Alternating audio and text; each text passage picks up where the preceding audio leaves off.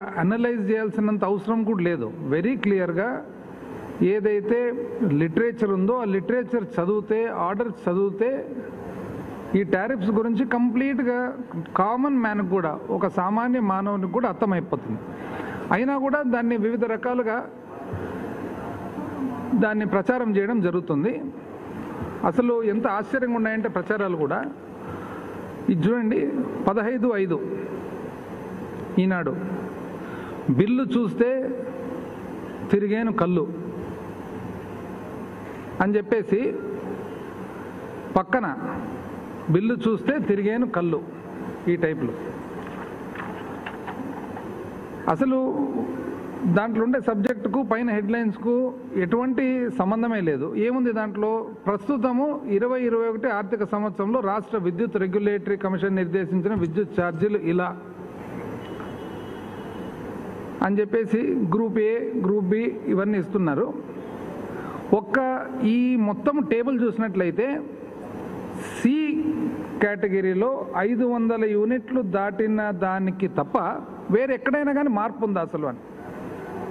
పాత దానికి ఇప్పటికీ సి కేటగిరీలో 500 యూనిట్లు దాటితే, అంటే that is highest level of consumption, that is a rich man's consumption. అంటే ఎప్పుడు 500 యూనిట్లు దాటేదానికి ఏకైక పరిస్థితి ఒక 2 కానీ 3 కానీ ఏసీలు నడుస్తే తప్ప 500 దాటలేం. అది కూడా ఒక ఏసీ కూడా కాదు, 2-3 ఏసీలు నడుస్తే తప్ప. కానీ బిల్లు చూస్తే తిరిగేను కళ్ళు.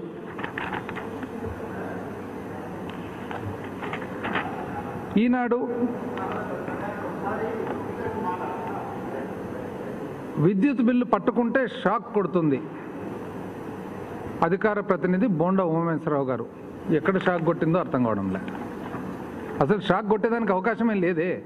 పాతదానికి కొట్టడానికి మార్పే లేదు. షాక్ ఈయనకి ఎందుకు కొట్టిందో నాకు అర్థం కావడంలే. అంటే ఈ బిల్లు చూసి షాక్ కొడుతుందో, లేకుంటే పాపం అధికారం లేక అలవాటు అయిపోయి 5 సంవత్సరాలు ఇప్పుడు షాక్ కొడుతుందో కానీ షాక్ అంట.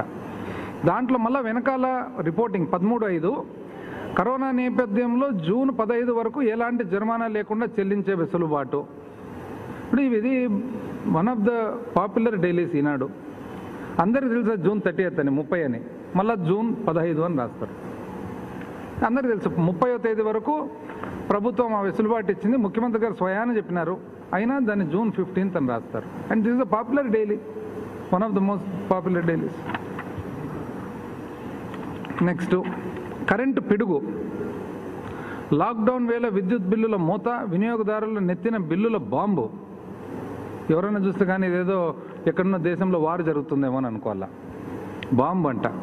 సి కేటగిరీకి భారీగా ఛార్జీల పెంపు. ఆంధ్రజ్యోతి 10 మే 2020. కరెంటు పిడుగు.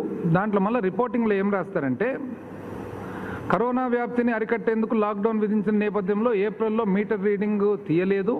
మార్చిలో ఎంత బిల్లు వేస్తే అంత బిల్లును ఏప్రిల్లో కూడా చెల్లించాలని విద్యుత్ సంస్థలు సూచించాయి. ఏప్రిల్ నుంచి కొద్ది మొత్తంలో ఛార్జీలు పెరిగినా అవి వాణిజ్య వినియోగదారులకే తప్ప సామాన్యులు కాదని విద్యుత్ సంస్థలు చెబుతూ వచ్చాయి. యాక్చువల్గా 500 యూనిట్లు దాటి ఎక్కడ లేదే మార్పు. ఎందుకు ఇవన్నీ బాంబు, పిడుగు, ఏదో ఇవన్నీ ఇన్ని వర్డ్స్ వాడుతున్నారు, మాకు అర్థం కావడం లేదు. తర్వాత సి కేటగిరీకి పాత కొత్త ఛార్జీలు ఇలా ప్రతి యూనిట్కు అని చెప్పి రాస్తారనమాట. ఏమని రాస్తారు? 0 నుంచి 100 వరకు, అంటే ఇది పాత ఛార్జీ. 0 నుంచి 100 వరకు ₹2.60, 100 నుంచి 200 వరకు ₹3.60, 200 నుంచి 300 యూనిట్ల వరకు ₹6.90, 300 దాటితే ₹7.75.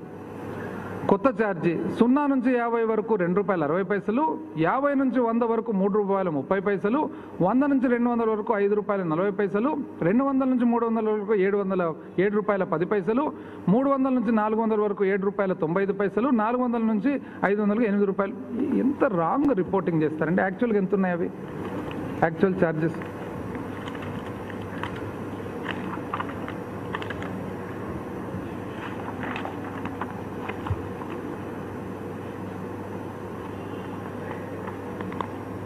పాత ఛార్జీలు ఇక్కడ రాయడము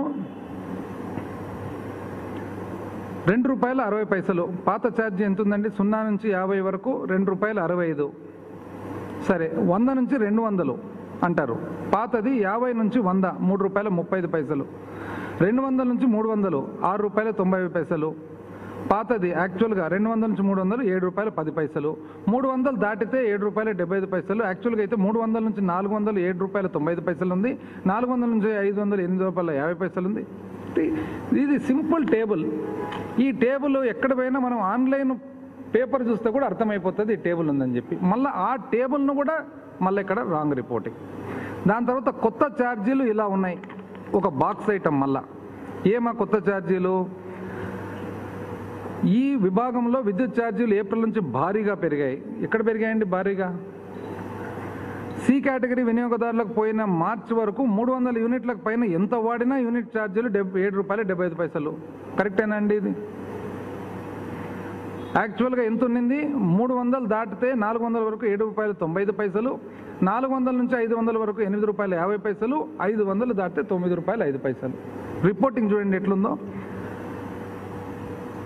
300 దాటితే ₹7.75 అంట. అంటే ఇదంతా ఇప్పుడు అంటే ఆన్లైన్లో మన కంప్యూటర్లో ఏపీఆర్సీ ఇచ్చిన టారిఫ్ ఆర్డరు, తర్వాత డిస్కామ్లు ఇచ్చినటువన్నీ రాంగ్ ఇన్ఫర్మేషన్ అనే. యూనిట్లు వాడిన వారికి ₹7, 400 ₹8. ఎందుకు ఇంత బ్లేటెంట్గా?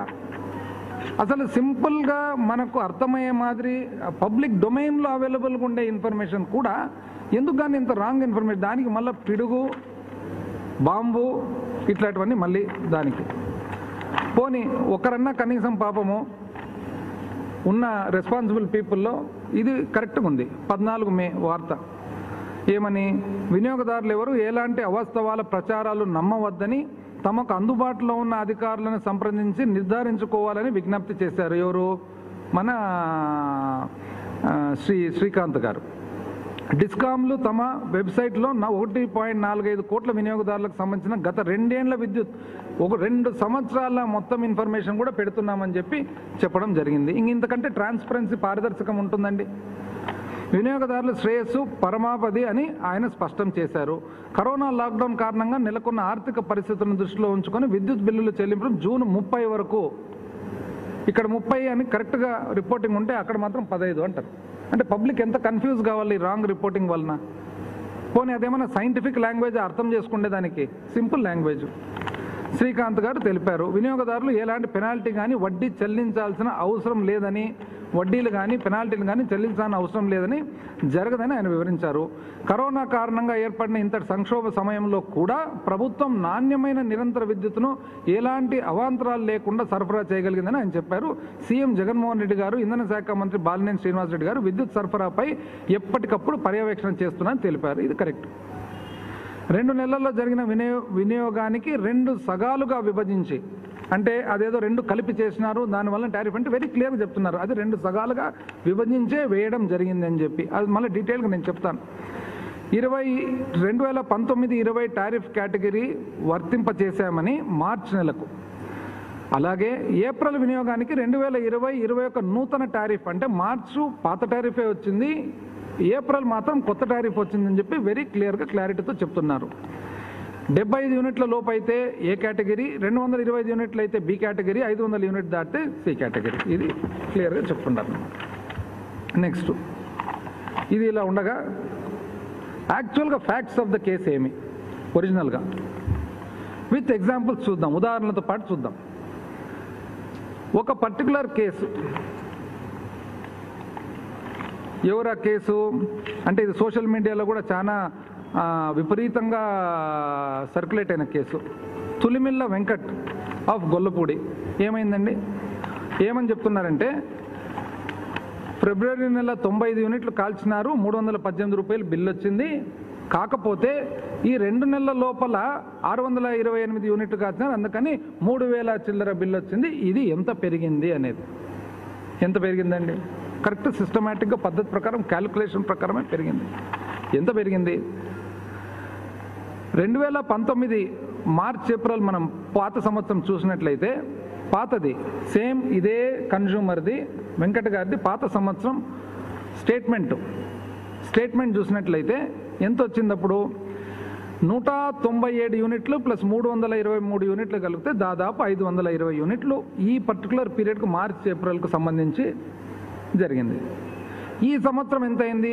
628 యూనిట్లు అయింది, 100 యూనిట్లు పెరిగింది. మార్చ్ అండ్ ఏప్రిల్ ఈ 2 నెలలు లాక్డౌన్ వలన ప్రతి ఒక్కరు ఇంట్లో ఉండరు కాబట్టి ఆటోమేటిక్గా ఎంతో కొంత కన్జంప్షన్ పెరుగుతుంది.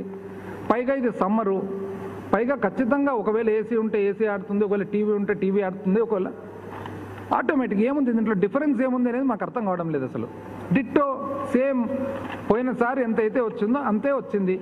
అంతకుముందు ఎంత బిల్లు కట్టినారో చూద్దాం. అంతకుముందు బిల్లు చూసినట్లయితే దాదాపు 1578, 500 చిల్లర, 2000 చిల్లర రూపాయలు అవుతుంది. ఆల్మోస్ట్ దగ్గర 3000.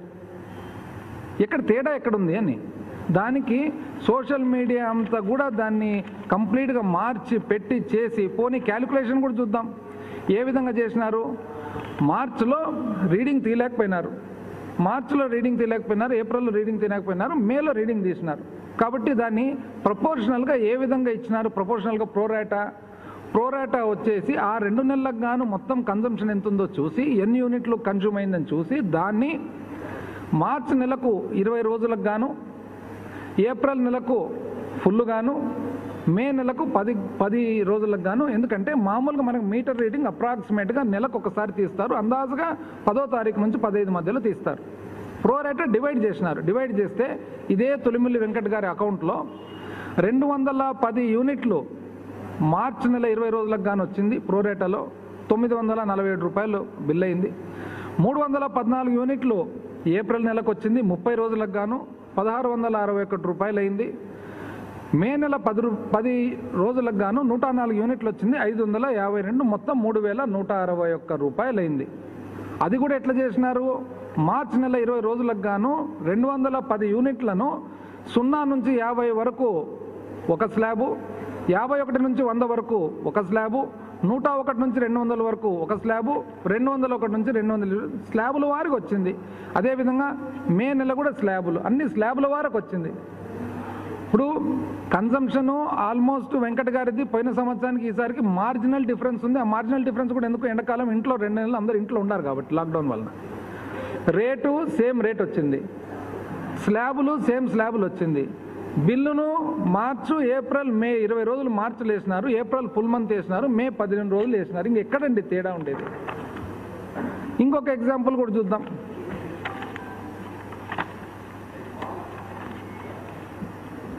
ఇది వచ్చేసి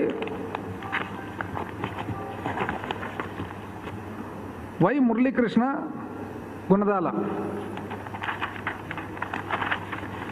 ఇది ఒక ఎగ్జాంపుల్. ఇది కూడా సోషల్ మీడియా. ఇది లెక్కేసినాం. పోయిన సంవత్సరము మార్చ్ నుంచి జూన్ వరకు లెక్కేసినాం. మార్చ్, ఏప్రిల్, మే, జూన్ 5 నెలలు లెక్కేసినాం. అంటే ఫిబ్రవరి, మార్చ్, ఏప్రిల్, మే, జూన్ యావరేజ్ రావాలని చెప్పేసి 511 యూనిట్లు మార్చ్ బిల్లు అంటే ఫిబ్రవరి కన్జంప్షను, 983 యూనిట్లు April March consumption, 1022 June April consumption, May April consumption. అట్లా లెక్కేస్తే మొత్తం 511 ప్లస్ 983 ప్లస్ 1022 ప్లస్ 1285 ప్లస్ 1365 లెక్కేస్తే 5 నెలలతో భాగిస్తే 1033 యూనిట్లు కాలింది. ఈసారి 3 నెలలు లెక్కేసినాం మార్చి నుంచి, ఎందుకంటే మన దగ్గర 3 నెలల ఫిగర్స్ ఉన్నాయి కాబట్టి. మార్చ్, ఏప్రిల్, మే లెక్కేస్తే 542 ప్లస్ 2 నెలలు కలిసి 2522, 3 కలిపి 3 భాగిస్తే 1000 చిల్లర, 1030 చిల్లర. సో ఎక్కడ డిఫరెన్స్ ఎక్కడ వస్తుంది అని. పోనీ ఇంకా మిగతా చోట్ల కూడా ఎట్లా జరుగుతుందని చెప్పి అది కూడా చెక్ చేయడం జరిగింది. రాజమండ్రిలో తీసినాం. రాజమండ్రిలో తీస్తే ఒక ఉదాహరణ 133 యూనిట్లు కాల్చిన మీటర్ ఉదాహరణ తీస్తే మార్చికి 20 రోజులకు గాను 33 ఒక కేటగిరీలో, 0 నుంచి 50 కేటగిరీలో, 50 నుంచి 75 కేటగిరీలో 11, కాబట్టి 44 యూనిట్లు. ఏప్రిల్ నెలకు 67 యూనిట్లు, మే నెలలో 10 రోజులకు 22 యూనిట్లు స్లాబుల వారికి ఉంది. అదేవిధంగా రాజమండ్రిలో ఇంకొక కేసు 300 యూనిట్లు కాల్స్తే 100 యూనిట్లు మార్చిలో వేయడం జరిగింది, 150 యూనిట్లు ఏప్రిల్ వేయడం జరిగింది, మేలో 10 రోజులకు 50 యూనిట్లు వేయడం జరిగింది. ఇంకొకటి కూడా 1483 యూనిట్లు కాల్చినది కూడా చూడడం జరిగింది. 519 యూనిట్లు మార్చిలో 20 రోజులకు వేయడం జరిగింది, ఏప్రిల్లో 742 యూనిట్లు వేయడం జరిగింది, మేలో 222 యూనిట్లు వేయడం జరిగింది. ఎక్కడ డిఫరెన్స్ ఎక్కడుంది అని. కేవలము డిఫరెన్స్ ఎక్కడుందంటే ప్యూర్లీ ఎప్పుడైతే ఈ 2 నెలలు మీటర్ రీడింగ్ తీలేదో 2 నెలలది కలిసి ఒకటేసారి వచ్చేటప్పటికి ఎప్పుడైతే స్లాబ్ మారుతుందో ఆ స్లాబ్ కట్టేటప్పటికి ఎక్కువ కనపడింది. ఏదైతే మార్చిలో ఫిబ్రవరి నెలది అడ్వాన్స్ కింద కట్టించుకున్నానో దాన్ని మైనస్ చేయడం జరిగింది.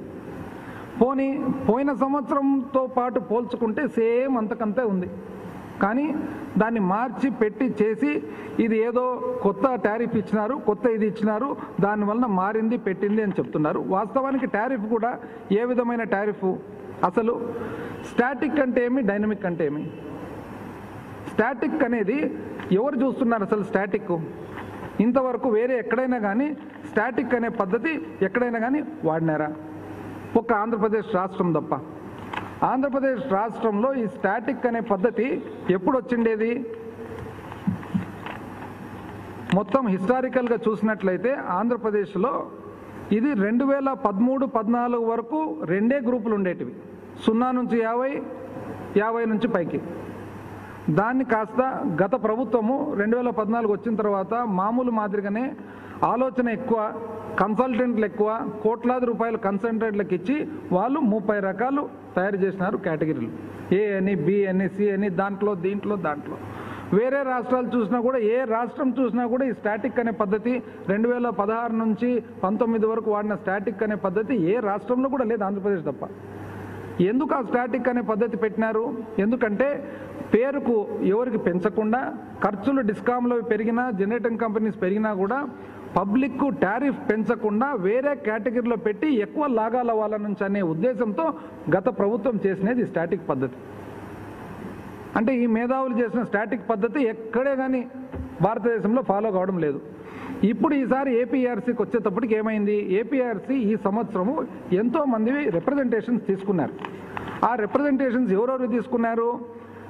ఇంక్లూడింగ్ ఏవైతే కన్జ్యూమర్ ఫోరమ్స్ ఉండారో వాళ్ళవి, ఇంక్లూడింగ్ కమ్యూనిస్టు పార్టీలతో తీసుకొని డైనమిక్ పద్ధతికి అని చెప్పి ఏపీఆర్సీ టారిఫ్ ఆర్డర్లో ఈసారి చెప్పడం జరిగింది. చివరకు కొన్ని ఏపీఆర్సీ టారిఫ్లో మనం చూసినట్లయితే ఎంతోమంది రిప్రజెంటేషన్స్, ఉదాహరణకు కాకర్ల గురుస్వామి నాయుడు, సూర్యనేని వారిపల్లి, పాకాల మండలం, చిత్తూరు డిస్ట్రిక్ట్ ఏమన్నాడు?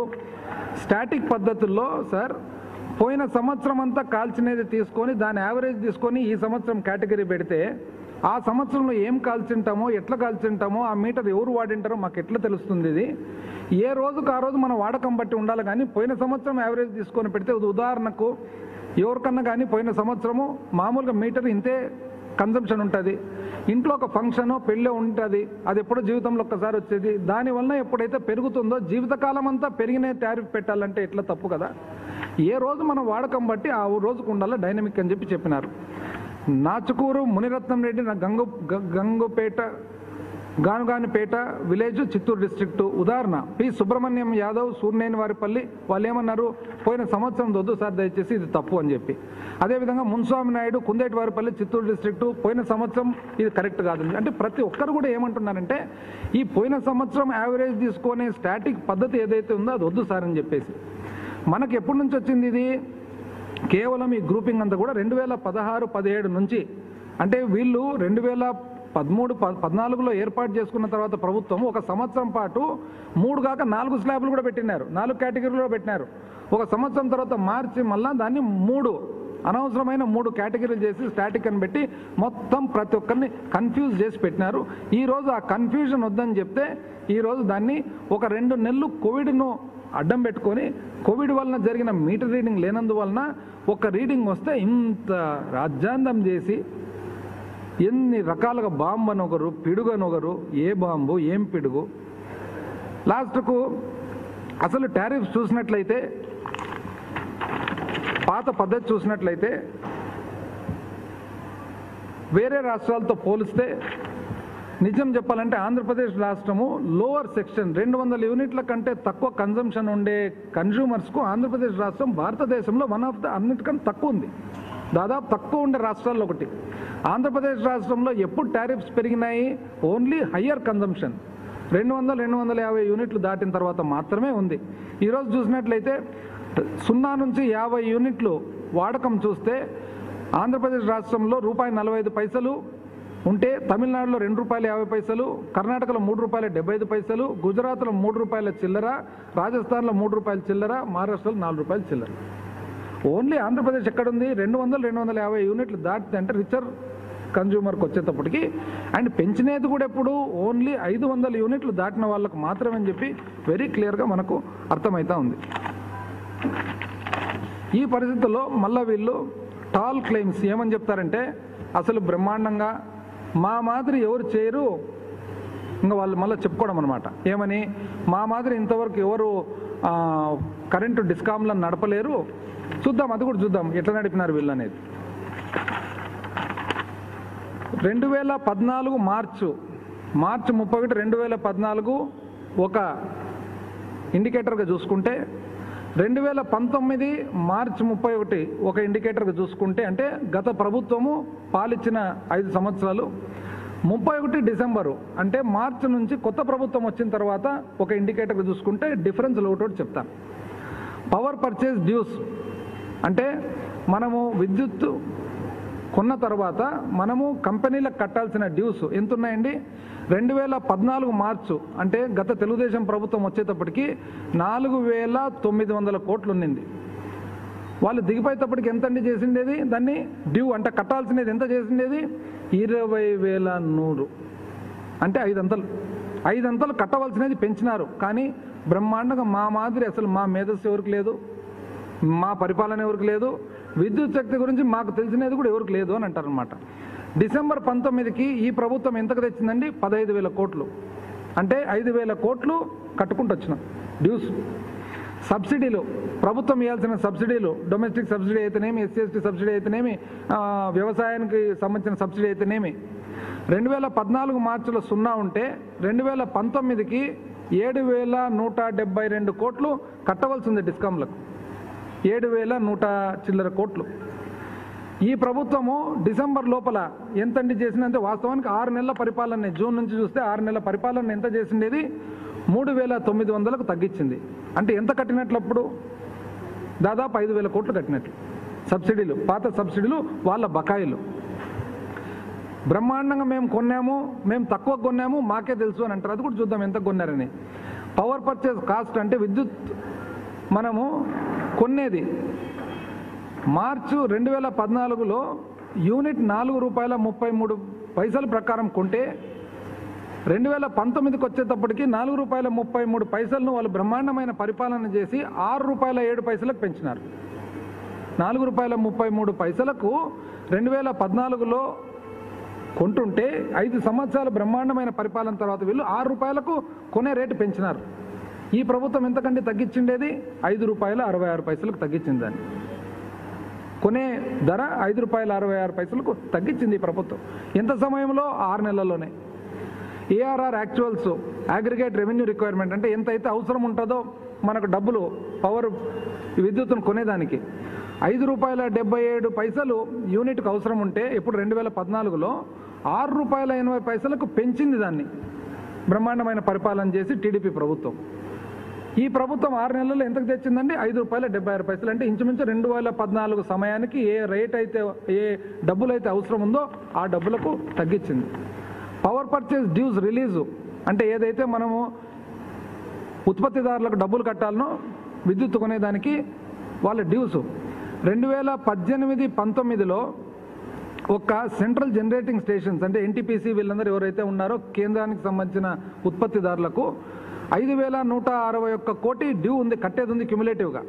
ఎక్కడి నుంచి అది? 1,600 ఉండేది 2014-15లో 1,600 కోట్లు కట్టవలసినది ఉంటే గత ప్రభుత్వం దాన్ని 5,161 కోట్లకు పెంచింది. అంటే 4,000 కోట్లు కట్టవలసినది బకాయిలు పెంచితే ఈ ప్రభుత్వం 4,100కు తగ్గించింది. అంటే దాదాపు 6 నెలల్లోనే కట్టవలసిన దానికంటే ఒక 1,000 కోట్లు ఇంకా ఎక్స్ట్రా కట్టింది. కడుతూ మనం మామూలుగా వాడేది కడుతూ 1,000 కోట్లు ఎక్కువ కట్టింది. జెన్కో డ్యూసు మన ఏపీ జెన్కో కట్టాల్సినది 2,100 కోట్లు 2014లో కట్టేది ఉంటే 2,100 కోట్లు 2014లో కట్టేది ఉంటే గత ప్రభుత్వం బ్రహ్మాండమైన పరిపాలన చేసి రోజు చెప్పుకుంటారు కదా మా మాదిరి ఎవరికి లేదు చిత్తశుద్ధి అని చెప్పి. అది కూడా పవర్లో ఎక్స్పర్ట్ అంట వాళ్ళు. మళ్ళీ అది ప్రత్యేకంగా చెప్తారు పవర్లో మేము ఎక్స్పర్ట్స్ అని చెప్పి. 2,100 కోట్లు ఉండే జెన్కో డ్యూసు 11,350 కోట్లకు పెంచింది. ఈ ప్రభుత్వం ఎంత అండి దాన్ని తగ్గించిండేది? 6 నెలల్లో 6,790, 6,800 వేసుకోండి. అంటే ఎంత తగ్గించినట్టు? 5,000 కోట్లు తగ్గించినట్టు. ఐపీపీ థర్మల్ ఇట్లా చెప్పుకుంటూ పోతే టోటల్ పవర్ పర్చేస్ డ్యూస్ పోతే 19,400, 4,990 అంటే 5,000 కోట్లు ఉండేది 2014-15లో. 5,000 కోట్లు ఉండేది 19,400 కోట్లకు పెంచింది. అంటే 15,000 కోట్లు పెంచింది. పెంచితే ఈ ప్రభుత్వం దాన్ని 14,000 కోట్లు అంటే 5,000 కోట్లు ఎక్స్ట్రా కట్టింది 6 నెలల్లోనే. సబ్సిడీలు చూద్దాం. ప్రభుత్వం కట్టాల్సిన సబ్సిడీలు టోటల్గా ఎంత ఉండిందండి? 2014-15లో 0 ఉంటే 18-19కి వచ్చేటప్పటికి 7,172, 19-20కి వచ్చేటప్పటికి 10,899 అంటే 11,000 కోట్లు ఇంచుమించు డ్యూ ఉంటే దాదాపు 7,000 కోట్లు ఈ ప్రభుత్వం కట్టి 3,900 కోట్లు ఈరోజు ఇంకా బ్యాలెన్స్ కట్టవలసిన అవసరం ఉంది. ఏ ఇండికేటర్ అయినా చూడండి అసలు, ఎందుకంటే వాళ్ళకి ఊరికి మాట్లాడేది వేరే, ఫిగర్స్తో పాటు రమ్మనంది ముందరికి చూద్దాం. లోన్ అవుట్ స్టాండింగ్ ఎంత ఉందండి? మొత్తము ఎస్పీడీసీఎల్ కానీ, ఈపీడీసీఎల్ కానీ, ట్రాన్స్కో కానీ, జెన్కో కానీ, పీపీడీసీఎల్ కానీ, అంటే మనకున్న బోత్ జనరేటింగ్ సంస్థ, సరఫరా సంస్థ రెండు చూసినట్లయితే 2014-15 అప్పు ఎంత ఉన్నింది? అందరూ కలిస్తే 31,650 కోట్లు ఉన్నింది. ఈ ప్రభుత్వము 2014 నుంచి 15 ఎంతకండి పెంచిండేది వాళ్ళు? దాన్ని 63,500 కోట్లు అంటే 30,000 కోట్లు, 30 చిల్లర వేల కోట్లు ఎక్కువ అప్పు చేసినారు. కానీ మా మాదిరి ఎవరు చూసుకోలేరు, పవర్ మా మాదిరి ఎవరు సరఫరా చేయలేరని చెప్పి డైలీ టాల్ క్లెయిమ్స్. అప్పు నష్టాలు ఎంత ఉన్నిందండి? 2014-15లో 7,069 అంటే 7,000 కోట్లు నష్టాల్లో ఉన్నాయి అన్నీ. ఏది? AP SPDCL, EPDCL, Transco, Genco, PPDCL అన్నీ కలిపితే, ఏది ఉత్పత్తి సంస్థలు, సరఫరా సంస్థలు కలిపితే 7,000 కోట్లు నష్టాల్లో ఉంటే గత ప్రభుత్వం ఎంతకండి దాన్ని 30 చిల్లర వేల కోట్లకు పెంచింది నష్టాన్ని. 30 చిల్లర వేలకు ఆ నంచాన్ని పెంచింది. కానీ వాళ్ళు చెప్తారు ఈరోజు మా మాదిరి బ్రహ్మాండమైన పరిపాలన ఎవరు చేయలేరని. ఈ ప్రభుత్వం వచ్చిన తర్వాత ఏం చేసింది అనేది కూడా చెప్తాను. ఉదాహరణకు సబ్సిడీలు కట్టేది కాకుండా, బకాయిలు కట్టేది కాకుండా అప్పు కూడా తక్కువ రేటుకు తెచ్చింది. చివరకు ఎక్స్చేంజ్ నుంచి కొంటున్నాం, టెంపరీ కొంటాం. టెంపరీ కొనేది అక్టోబర్, ఒక ఉదాహరణకు అక్టోబర్ 2018 వాళ్ళ ప్రభుత్వంలో చూస్తే ₹6.75 మాదిరిగా యూనిట్ కొనింది ఎక్స్చేంజ్లో నుంచి. 2019 అక్టోబర్ చూస్తే ₹3.40 మాదిరిగా ఈ ప్రభుత్వం కొనింది. అంత తేడా ఉంది. అంత తేడాతో పాటు చివరకు ఇండియన్ ఎక్స్ప్రెస్లో ఎంత బ్యూటిఫుల్ చూడండి ఒక ఆర్టికల్, ఇప్పుడు 22 April, Transco saves 102 crores in 3 weeks by procuring power at ₹2.51. అంటే ఎక్స్చేంజ్లో కొనేది చాలా చిత్తశుద్ధితో జాగ్రత్తగా కొంటూ 100 చిల్లర కోట్లు మిగిలిచ్చింది అనేది కూడా ఈరోజు మనకు తెలుస్తూ ఉంది. మళ్ళీ ఈ పరిస్థితుల్లో ఇది ఈ విధంగా పెట్టుకొని వీళ్ళు ప్రతిరోజు ఈ తప్పుడు సమాచారం ఇస్తూ, తప్పుడు ఆలోచనలు పబ్లిక్లో కలిగిస్తూ, తప్పుడు భయము కలిగిస్తూ, ఏమీ కాదు. వచ్చే నెల బిల్లు వచ్చేటప్పటికి అందరికి అర్థమైపోతుంది ఈ 2 నెలలు పెండింగ్ ఉన్న దానివల్ల ఇది వచ్చింది తప్ప మామూలుగా యథావిధిగా సిస్టంలోకి వచ్చేస్తుంది. ఒక్క 500 యూనిట్లు దాటిన వాళ్ళకు మాత్రమే యూనిట్కు 90 పైసలు పెరుగుతుంది. ఈరోజు ఏపీఆర్సీ ఇచ్చిన టారిఫ్ వలన, ఆ నిర్ణయం వల్ల జరిగే లాభం కూడా ఏమంటే, ఆ లాభంలో భాగంగా ఎవరైతే పోయిన సంవత్సరం నుంచి బేస్ చేసుకొని ఉండారో అట్లా కాకుండా ఏ నెలకు ఆ నెలకు మన వాడకాన్ని బట్టి, మన కన్సంప్షన్ను బట్టి ఈరోజు వస్తాయి. దీన్ని అన్ని రకాలుగా అనవసరంగా రాజకీయం చేయాలని ఇప్పుడు పరిస్థితి ఏదంటే ఇప్పుడు యాక్చువల్గా వాస్తవానికి కోవిడ్తో అల్లాడిపోతూ ఉన్నారు. ఎవరు అల్లాడిపోతూ ఉన్నారు? అన్ని డిపార్ట్మెంట్లలో పనిచేసే వాళ్ళు, ప్రజలు, medical and health department, municipal, Panchayati Raj, ప్రభుత్వానికి సంబంధించిన ప్రతి ఒక్క డిపార్ట్మెంట్ వాళ్ళు పనిచేస్తున్నారు. సిమిలర్లీ ఎలక్ట్రిసిటీ డిపార్ట్మెంట్ కూడా పనిచేస్తున్నారు. ఈరోజు ప్రభుత్వం అంతా కూడా పనిచేస్తూ ఉంది. ఇట్లాంటి పరిస్థితుల్లో దీన్ని తీసుకొని తప్పుడు సమాచారం తెచ్చి దాన్ని ఏదో తప్పుగా దింపాలా, పబ్లిక్ లేక కేవలం రాజకీయం చేయాలి. ఇంతకుముందు కూడా చెప్పినాం, రాజకీయం చేసేదానికి చాలా టైం ఉంది, ఇంకా 4 సంవత్సరాలు ఉంది. దాటినేయండి. రాజకీయం చేసేటప్పుడు కూడా వాస్తవాలతో చేయండి. అవాస్తవాలు చెప్పి అన్యాయంగా పబ్లిక్ అందరినీ కూడా తప్పుదోవ పట్టించి పబ్లిక్ అందరికి కూడా ఏదో ఒకటి భయం సృష్టించి పరిపాలన మీద, ఎందుకంటే పరిపాలన బ్రహ్మాండంగా సవ్యంగా సాగుతూ ఉంది. ఏదైతే మేనిఫెస్టో ఉందో మేనిఫెస్టో ప్రకారంగా ఈరోజు అమల్లోకి అన్నీ వస్తున్నాయి. ముఖ్యమంత్రి గారు every day almost all departments on ఒక పీరియాడికల్ బేసిస్ మీద సమీక్షిస్తూ ఒక సిస్టమేటిక్ పరిపాలన వస్తే వీళ్ళకు అర్థం కాక అనవసరంగా ఇటువంటి నిజం చెప్పాలంటే అబద్ధాలు అనే పదం వాడాల్సి వస్తుంది. కాబట్టి దయచేసి అందరికి కూడా తెలియజేస్తూ ఉన్నాము, ఎవరు కూడా వీళ్ళు చేసే ఈ తప్పు ప్రచారం నమ్మొద్దండి. నెక్స్ట్ మంత్ నుంచి వచ్చే నెల నుంచి ఆటోమేటిక్గా ఎప్పుడైతే మన కన్సంప్షన్ వస్తుందో నెలకు పోయిన ఎందుకంటే ఇప్పుడు 2 సంవత్సరాలది ఆన్లైన్ పెట్టమంటున్నాం. 2 సంవత్సరాలు ఆన్లైన్ పెట్టినప్పుడు ప్రతి ఒక్కరు కూడా పోయిన సంవత్సరం మనం ఎంత వాడుకున్నాం, అంతకుముందు ఎంత వాడుకున్నాం అనేది మనకే తెలిసిపోతుంది. ఈరోజు డైనమిక్ సిస్టమ్కు స్టాటిక్ నుంచి డైనమిక్ మార్చినందువలన దాని లాభం ఏమనేది జూన్ జూలైకి అంతా అందరికీ తెలుస్తుంది. జనరల్గా ఏమవుతుందంటే ఎవరైనా కానీ అందరం కూడా సహజంగా మానవులం అందరం కూడా మంచి జరిగినప్పుడు మనం జనరల్గా బయట చెప్పుకోము. కాకపోతే మంచి అనేది నెక్స్ట్ జరుగుతుంది, జరిగినప్పుడు ఆటోమేటిక్గా పబ్లిక్కే తెలుస్తుంది. ఏదంటారు?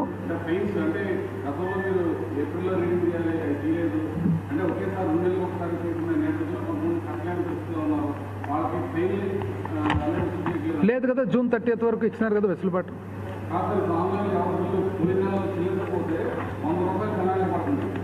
జూన్ 30th 30 వరకు వెసులుబాటు ఇచ్చినారు కదా. ఇప్పుడు అదే కదా, ఇప్పుడు ఈరోజు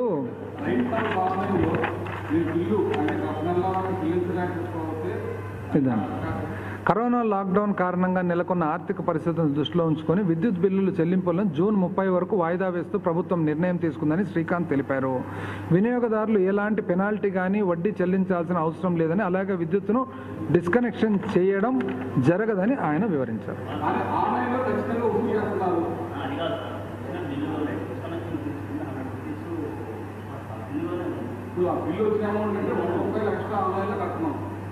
అదేమన్నా స్టాండర్డ్ సాఫ్ట్వేర్ ఫార్మాట్లో వచ్చి ఉంటుందేమో, will take care of it. Standard software ఉంటుంది కదా.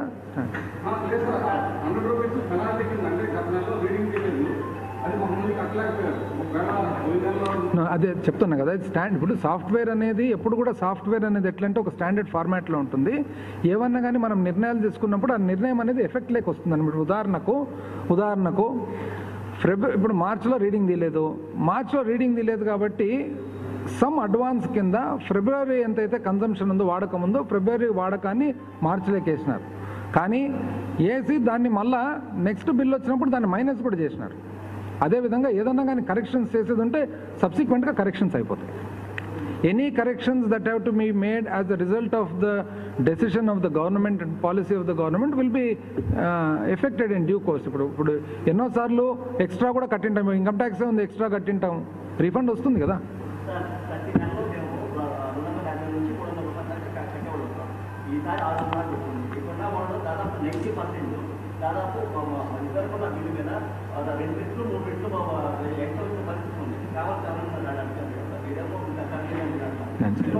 నేను చెప్తున్నాను కదా, ఈ స్లాబ్ సిస్టమ్ అనేది మీకు బై నెక్స్ట్ మంత్ మీకే అర్థమైపోతుంది.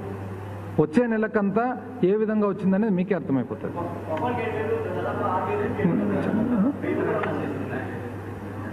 వచ్చే నెలకంతా మీకే అర్థమైపోతుంది. ఎందుకంటే ఇది 2 నెలలు పెండింగ్ ఉన్న దాని వలన ప్రతి ఒక్కరికి కూడా, and at the same time మనము 2 నెలలు అందరం కూడా ఇళ్లలో ఉన్నాం లాక్డౌన్ వలన. ఆటోమేటిక్ కన్సంప్షన్ పెరుగుతుంది మనమంతా ఇళ్లలో ఉన్నప్పుడు. కాబట్టి నెక్స్ట్ మంత్ జూన్కి వచ్చేటప్పటికి మీకే అర్థమవుతుంది. ఇంకా ఈ సబ్జెక్ట్ గురించి అసలు ఎవరు డిస్కషన్ కూడా రాదన్నమాట, మీరే చెప్తారు.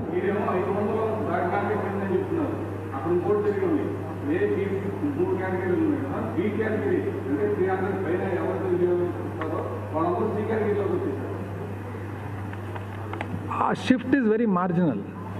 షిఫ్ట్ ఎట్లా మార్జినల్ అంటే నేను చెప్తా, అది కూడా చెప్తాను. 1 or 2% మాత్రము డైనమిక్లో ఎవ్రీ మంత్ తీస్తారు కాబట్టి షిఫ్ట్ అవుతుంది. కానీ అట్ ద సేమ్ టైం మనం గుర్తుపెట్టుకోవాల్సింది ఏమంటే ఆగస్టులో వర్షాలు పడిన తర్వాత వాపస్ ఎప్పుడైతే షిఫ్ట్ అవుతారు, ఇమీడియట్గా షిఫ్ట్ అవుతారు. పాత స్టాటిక్ పద్ధతులు ఏమైతే సంవత్సరానికంతా కట్టాల్సి వస్తుంది. ఇప్పుడు లేటెస్ట్ పాత స్టాటిక్ పద్ధతి అని అనుకుందాం, ఒకవేళ పాత పద్ధతి అనుకుందాం, ఏది మన మేధావులు 2014 తర్వాత తెలుగుదేశం మేధావులు పెట్టిన పద్ధతినే అనుకుందాం, భారతదేశంలో ఎక్కడ లేని పద్ధతి ప్రకారం వీళ్ళు పెట్టిన పద్ధతినే అనుకుందాం. ఒకవేళ ఏమైంది, ఇప్పుడు లాక్డౌన్ వచ్చింది అనుకుందాం, ఒకవేళ లాక్డౌన్ వల్ల ఏమైందో మనం అందరం ఇంట్లో ఉన్నామా, ఇంట్లో ఉన్నందుకు ఆటోమేటిక్ పెరుగుతుందే, ఇంకా వచ్చే సంవత్సరానికి కూడా ఇదే పడుతుంది. కనీసం ఇప్పుడు డైనమిక్ పద్ధతి వలన జూలైలో వర్షాలు పడిన తర్వాత ఎప్పుడైతే కరెంట్ కన్జంప్షన్ తగ్గిపోతుందో ఆటోమేటిక్ ఇమ్మీడియట్గా మీరు తగ్గిపోతారు. ఇప్పుడు ఏది బెటర్ అనేది ఆలోచన చేయండి.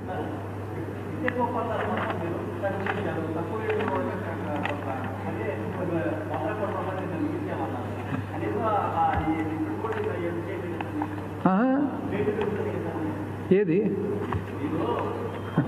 ఇప్పుడు వ్యాపారం చేసేటప్పుడు పాత కంపెనీ బకాయిలు చాలా పెట్టిపోయింది. సో ఇప్పుడు 100-200 మిగిల్చి ఆ 100-200 పాత బకాయిలు కట్టొద్దా? అంతే కదా, వ్యాపారమే కదా. డిస్కామ్ ఇస్ బిజినెస్ కదా, electricity supply business. Next time పెడతామా?